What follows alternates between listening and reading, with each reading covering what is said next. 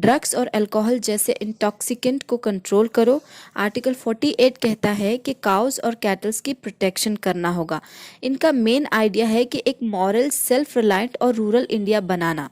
अब आते हैं तीसरी और फाइनल कैटेगरी पर, जहां फोकस है प्रोग्रेस, साइंस और इक्वालिटी पर। लिबरल इंटेलेक्चुअल प्रिंसिपल्स, ये प्रिंसिपल मॉडर्न इंडिया का विजन को प्रेजेंट करते हैं। आर्टिकल 44 कहता है यूनिफॉर्म सिविल कोड सबके लिए, एक जैसे कानून। आर्टिकल 45 कहता है फ्री और कंपलसरी एजुकेशन, जो लेटर फंडामेंटल राइट बन गया है अभी। आर्टिकल 48A ये कहता है कि इन्वायरमेंट, फॉरेस्ट और वाइल्ड लाइफ की प्रोटेक्शन। आर्टिकल 50 जुडिशरी और एग्जीक्यूटिव को सेपरेट रखना।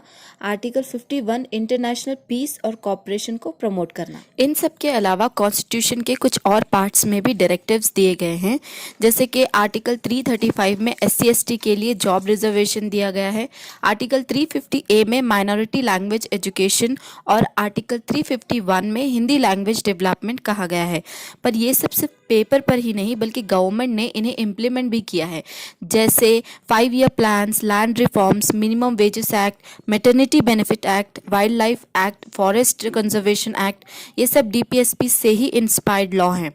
अब एक इंटरेस्टिंग पार्ट ये भी है कि जब ये DPSPs और फंडामेंटल राइट पास्ट में आपस में कन्फ्लिक्ट कर गए थे तो क्या हुआ था। इसमें सबसे पहला केस था चंपकम दुर्राई राजन 1951, जिसमें कोर्ट ने कहा था कि फंडामेंटल राइट्स DPSP से हमेशा अबव होंगे। लेकिन बाद में केशवानंद भारती 1973 और मिनर्वा मिल्स केस 1980 जैसे केसेस ने एक बैलेंस क्रिएट किया कि दोनों इम्पॉर्टेंट है और एक दूसरे को डिस्ट्रॉय नहीं कर सकते। तो आप समझते हैं इन प्रिंसिपल्स का इम्पॉर्टेंस और लिमिटेशन क्या है।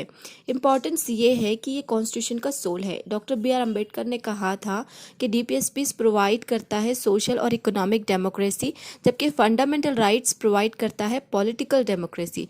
लेकिन लिमिटेशंस भी हैं, ये लीगली एनफोर्सेबल नहीं है और आज के टाइम में कुछ डायरेक्टिव्स आउटडेटेड भी लगते हैं। लेकिन फिर भी डायरेक्टिव प्रिंसिपल्स एक मॉरल गाइड है जो गवर्नमेंट को डायरेक्शन देते हैं। सो लास्टली एक लाइन में हम समझते हैं DPSPs को। DPSPs हमें क्लियरली गाइड करते हैं कि किस तरह का देश हमें बनना चाहिए।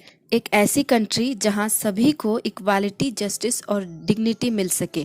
जैसे डॉक्टर BR अम्बेडकर ने कहा था कि political democracy is meaningless without social and economic democracy. ये DPSPs का स्पिरिट ही है जो हमें ले जाता है towards the ideals of our preamble, justice, liberty, equality and fraternity. तो ये था हमारा simplified discussion about DPSPs. If you like this video, so please like, share and subscribe and tell me in the comment section what will be our next topic for the discussion.